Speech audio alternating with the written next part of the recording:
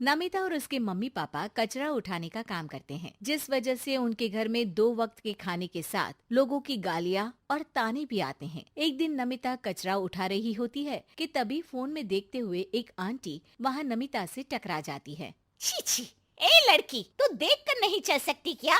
पर मैम साहब, मैं तो अपनी जगह पर ही हूँ, आप फोन में देखते हुए चल रही थी। अरे, एक कचरे वाली होकर मुझसे जुबान लड़ाती है। अब घर जाकर दोबारा नहाना पड़ेगा, पूरा गंदा कर दिया। कितनी बदबू आ रही है। ऐसा बोलते हुए आंटी वहाँ से चली जाती है और उनकी बातों से दुखी नमिता आंखों में आंसू लिए काम करती रहती है। इसी तरह दिन बीतते हैं और एक दोपहर नमिता अपनी मस्ती में गाना गुनगुनाते हुए कचरा इकट्ठा कर रही होती है कि तभी जिंदगी एक सफर है सुहाना, यहाँ कल क्या हो किसने जाना, जिंदगी। तभी उसकी टक्कर मोहन से हो जाती है। अरे देखकर काम करो। मुझे माफ कर दीजिए साहब, गलती से टक्कर हो गई, मैंने जानबूझकर कुछ नहीं किया। ऐसा कोई जानबूझकर भला करेगा भी क्यों? कुछ नहीं होता। सोचा नहीं था कि कभी कोई मेरे साथ इतने अच्छे से बात करेगा। अरे जो नहीं करता वो इंसान कहलाने के लायक नहीं। तुम्हें उनके बारे में सोचना तक नहीं चाहिए। मोहन वहाँ से चला जाता है और नमिता उसकी बात को सोचते हुए दोबारा काम पर लग जाती है। इसी तरह समय बीतता रहता है। एक सर्दियों की सुबह कचरा उठाते हुए नमिता ठंड की वजह से पास के घर की सीढ़ियों पर ओत लेकर बैठ जाती है। कुछ ही देर बाद उस घर की मालकिन वहाँ आ जाती है। हाय तौबा, मेरा सारा घर गंदा कर दिया। अरे मैं घर के सामने गंदगी नहीं होने देती और तू पूरी की पूरी गंदगी मेरे घर की सीढ़ियों पर ही आकर बैठ गई। मालकिन, ठंड बहुत है इसलिए कुछ देर बैठ गई, अभी चली जाती हूँ और सफाई भी कर दूंगी। अरे यहाँ बैठकर घर पहले ही गंदा कर चुकी है, अब छूकर अशुद्ध भी करना चाहती है। अपनी माँ के चिल्लाने की आवाज सुनकर मोहन घर से बाहर निकल आता है, जहाँ नमिता को देख वो किसी तरह अपनी माँ को शांत करके घर में वापस भेज देता है। मुझे माफ कर दीजिए मालिक, गलती हो गई। अरे प्लीज मुझे मोहन बुलाओ और अपनी माँ की तरफ से मैं माफी मांगता हूँ। अरे नहीं मालिक, लोग वैसे भी हमें इंसान समझते ही कहाँ है, इसलिए अब इन सब की आदत है। अगर इन सब की बातों को बुरा लगाने लगे तो भूखे ही मर जाएंगे।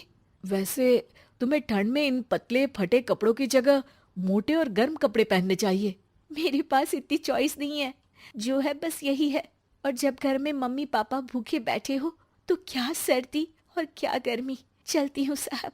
नमिता तो वहाँ से चली जाती है, लेकिन अब मोहन उसके बारे में सोचना ही बंद नहीं कर पाता। कुछ दिनों बाद नमिता दोबारा कचरा उठाने मोहन के घर के पास आती है, जिसे देख वो एक नया गर्म सूट लेकर उसके पास आता है। ये तुम्हारे लिए है। शुक्रिया मालिक, पर ये तो नया है। हाँ, किसी को गिफ्ट में नई चीज ही तो दी जाती है। हमें कोई गिफ्ट नहीं देता। हाँ, नई चीज तो बिल्कुल नहीं, पर आपका बहुत शुक्रिया। चलती हूँ, बहुत काम बाकी है। एक बार फिर नमिता मोहन को अपनी सीधी बातों और साफ दिल से प्रभावित करके चली जाती है। अब मोहन उसकी बातों और सोच में खोया रहने लगता है। जितनी बार नमिता उसके घर के करीब आती है, वो किसी न किसी बहाने उससे मिलता रहता है। ये सिलसिला लंबा चलता है, जिसमें धीरे धीरे दोनों एक दूसरे से प्यार करने लगते हैं। नमिता, क्या तुम मुझसे शादी करोगी? मुझे नहीं लगता कि ये सही है। तुम्हारे घर वाले और समाज के लोग मुझे कभी नहीं अपनाएंगे। मेरी वजह से तुम क्यों अपना जीवन खराब करना चाहते हो? मेरा जीवन तुमसे शादी करने के बाद नहीं, बल्कि शादी नहीं करके खराब होगा।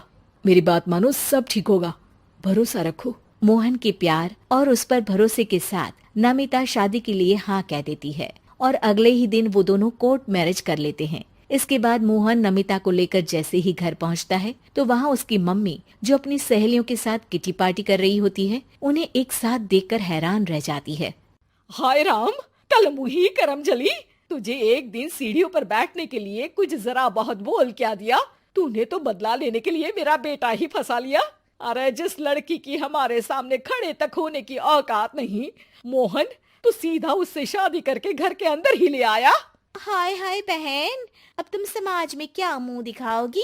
अरे मेरी बात मानो, अब बाहर निकलना ही बंद कर देना। आंटी जी, मेरी माँ का तो पता नहीं, पर आप आज बाहर निकलकर दोबारा इस घर में कदम मत रखना। अरे हम ऐसे कचरे वालों के घर में आकर अपनी इज्जत खराब करने का शौक भी नहीं रखते। अगर यही कचरे वाली आपके घर का कचरा उठाना बंद कर दे तो उस आलीशान मकान में आप 2 दिन भी नहीं रह सकती। पता है क्यों? क्योंकि आप जितनी गंदगी फैलाते हैं ना, उसे ये साफ करती है, इसलिए आपका घर साफ रहता है और आप उस पर घमंड कर पाती है। इस हिसाब से तो आप और हम कचरे वाले हुए। ये नहीं, कुछ भी हो, बीमारी, ठंड या गर्मी, ये हमेशा अपनी फिक्र ना करते हुए आपको सेफ एंड क्लीन रखने के लिए सफाई करने आती है और आप इसे ही गंदा बोलती है। शर्म करो। मोहन की बात सुन के सबको अपने कहे पर शर्म आने लगती है, जिस पर वो नमिता से माफी मांगते हैं और मोहन की मम्मी भी उसे अपना लेती है।